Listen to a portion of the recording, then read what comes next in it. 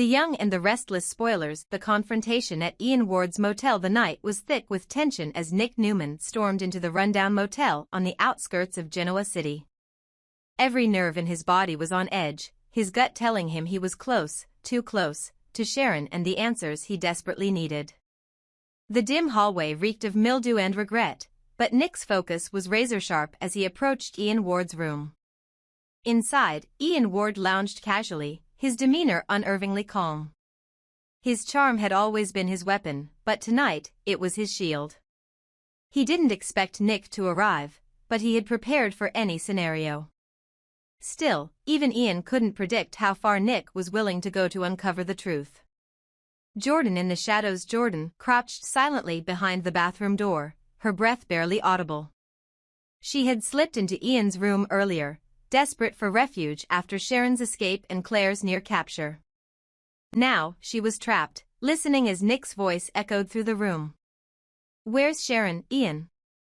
Nick growled, his fists clenched at his sides. "I know you're involved in this. Don't lie to me." Ian leaned back in his chair, his hands raised in mock surrender. "Nick, my dear boy, I don't know what you're talking about." "Sharon? I haven't seen her in years." Nick's eyes narrowed, his fury barely contained. He took a step closer. "Don't play games with me. I know you've been meddling with my family again. If you don't start talking, I'll make you." Ian smirked, but before he could respond, a voice crackled from his phone on the table. Nick's sharp ears caught it, a familiar voice, distorted but recognizable. Someone was working with Ian, and that someone might hold the key to Sharon's whereabouts. Nick shifted his focus subtly, listening intently to the muffled conversation. The voice on the other end of the line was female, authoritative, and dangerously familiar. His mind raced as he tried to place it. The truth unfolds. Ian, thinking he had the upper hand, leaned forward. "Nick, I don't know why you're so worked up, but I assure you, I'm not your enemy here." Nick didn't buy it. His instincts screamed that Ian was lying, but something didn't add up. Why was Ian so calm? And why hadn't he tried to flee? Nick's gaze flicked to the bathroom door, slightly ajar. He could see the edge of a shadow moving ever so slightly behind it. His jaw tightened. Ian wasn't alone. "You're awfully confident, Ian," Nick said, his voice dropping to a deadly calm. "Almost like you're stalling for time." Ian chuckled nervously. "You give me too much credit." In a blur of motion, Nick lunged forward and kicked the bathroom door open. The force of the impact sent it crashing against the wall, revealing Jordan crouched inside, her face twisted in shock and fury. "The real culprit, Jordan," Nick breathed, his voice filled with equal parts disbelief and rage. "It was you." Jordan straightened, her eyes cold and calculating. She didn't bother denying it. There was no point. "What can I say, Nick? You always did underestimate me." Nick took a step toward her, his fists clenched. "You kidnapped Sharon. Why? And how the hell did you escape from prison?" Jordan smirked, her confidence unshaken despite the situation. "Sharon was in the way. She always has been. And as for prison, let's just say I have friends in the right places." Behind Nick, Ian made a move to intervene, but Nick spun around, his glare freezing him in place. "Stay out of this, Ian. You've done enough." The fight. Nick turned back to Jordan, his anger boiling over. "You're not getting away with this. Not this time." Jordan's smirk faltered as Nick closed the distance between them. But she wasn't going down without a fight. She lunged at him, her hands clawing at his arms as she tried to push him away. Nick, fueled by adrenaline and fury, grabbed her wrists and shoved her back. "You think you can take me on? You're out of your mind." Jordan's strength was no match for Nick's, but her desperation made her reckless. She swung wildly, landing a glancing blow on his jaw, but Nick barely flinched. He grabbed her again, pinning her against the wall. "Where is Sharon?" he demanded, his voice a roar. Where did you take her? Jordan laughed bitterly. You'll never find her. Not in time. The words hit Nick like a punch to the gut, but he didn't let go. You're going to tell me. Now. Before Jordan could respond, Ian made a desperate move, grabbing a nearby lamp and swinging it at Nick. Nick dodged just in time, the lamp shattering against the wall. He turned on Ian, delivering a swift punch that sent him sprawling to the ground. The aftermath with Ian incapacitated, Nick turned his attention back to Jordan. She was breathing heavily, her bravado fading. For the first time, fear flickered in her eyes. You're done, Jordan, Nick said coldly. It's over. Sirens wailed in the distance, drawing closer.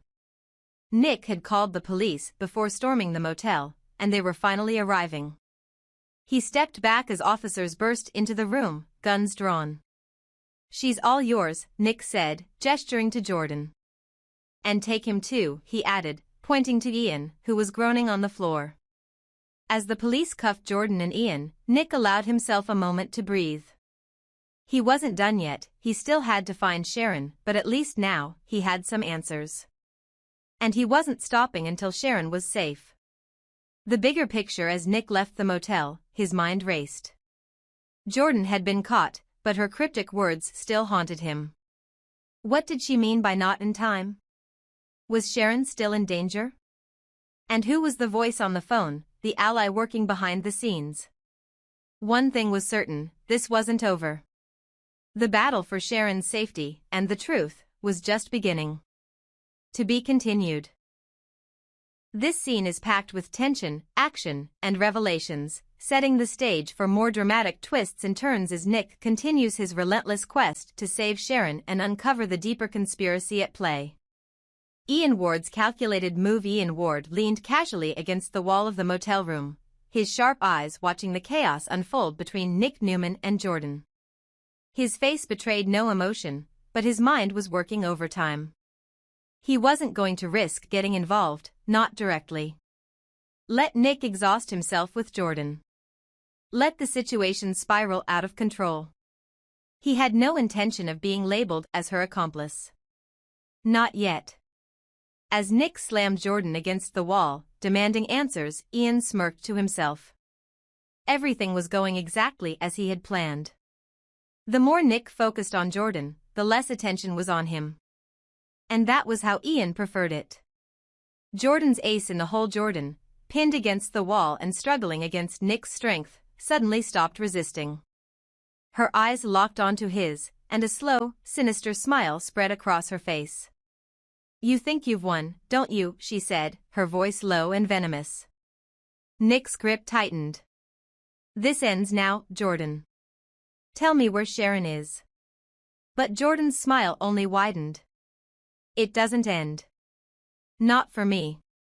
Before Nick could react, Jordan's hand darted to her coat. In one swift motion, she pulled out a small handgun and aimed it directly at him. Let go, she hissed, her voice deadly calm. Nick froze, his hands slowly releasing her wrists. He raised his arms slightly, his eyes locked on the weapon. His mind raced for a way to defuse the situation, but he knew the odds were stacked against him. Jordan was dangerous, unhinged, and clearly prepared for this. Smart move, Jordan said, stepping away from the wall and keeping the gun trained on him. Ian's mockery. Ian finally stepped forward, his expression shifting from neutrality to amusement. He clapped his hands slowly, his laughter echoing in the tense room. Well, well, he said, his voice dripping with mockery. The great Nick Newman, brought to his knees by a woman. How poetic. Nick shot him a glare. You think this is funny, Ian? You're just as guilty as she is. You think you can walk away from this unscathed? Ian chuckled, shaking his head. Oh, Nick, you give me far too much credit. I'm just an observer, a witness to your downfall. You can't pin anything on me. Jordan glanced at Ian, her lips curling into a smirk. You're right about one thing, Ian. Nick isn't walking away from this. Ian spread his arms theatrically. See? I'm not the one holding the gun. This is all Jordan's show now. The threat. Jordan took a step closer to Nick, the gun steady in her hand. You've been a thorn in my side for too long, Nick. Always meddling, always thinking you can save everyone. But not this time. Nick's jaw tightened. Where's Sharon? What did you do to her? Jordan tilted her head, feigning innocence. Oh, don't worry. You'll see her soon enough. In fact, you two will have plenty of time to catch up, once you're both locked away where no one can find you. Ian's laughter filled the room again. See, Nick? We've already won. It's over. There's no one coming to save you, no last-minute heroics. You've lost. Nick's fists clenched at his sides, his frustration and helplessness boiling over. He knew he couldn't overpower Jordan while she held the gun, and Ian's smug confidence only fueled his anger. The shift in power. Jordan motioned toward the corner of the room with the gun. Move. Sit down, and don't even think about trying anything. Nick reluctantly obeyed, sitting on the edge of a worn-out chair. His mind raced, searching for a way to turn the tables. He needed a distraction, an opening, anything to regain control. You won't get away with this, Nick said, his voice low but firm. People are looking for Sharon. They'll find her, and they'll find me. This won't end well for you. Ian crossed the room, leaning against the opposite wall with a smirk. Oh, Nick, always so self-righteous. Always so sure the good guys will prevail. But this time? The good guys are outnumbered, outmatched, and completely out of luck. Jordan laughed softly, the sound chilling in its confidence. Face it, Nick. The game's over, and we're the ones holding the winning cards. The twist. As Ian and Jordan basked in their apparent victory, the faint sound of sirens echoed in the distance. Ian's smile faltered slightly, his eyes narrowing as he glanced toward the window. Did you hear that? He asked, his voice sharp. Jordan's grip on the gun tightened. Stay calm. It's probably nothing. But Nick's lips curled into a small, defiant smile. You hear that, Ian? That's the sound of your so-called victory slipping away. Ian glared at him. You called the cops? Nick leaned back in the chair, his confidence returning. What can I say? I like to keep my options open. Jordan's eyes darted toward Ian, her frustration evident. You said no one would find us. Ian's calm demeanor cracked for the first time. I didn't think he'd have time to call anyone. The sirens grew louder, and Jordan's resolve wavered. Nick saw the hesitation in her eyes and knew he had one last chance. To be continued. As the sirens closed in, the tension in the room reached a breaking point. Would the authorities arrive in time to save Nick? Would Jordan and Ian make their escape, or would their plan finally crumble under the weight of their own arrogance? And what about Sharon? Was she closer to rescue, or was the danger still looming? The answers lay just around the corner, as Genoa City braced for the next explosive chapter in this high-stakes game of deception and survival. This version amps up the tension, adding layers to Ian and Jordan's dynamics while giving Nick a sliver of hope amidst the chaos.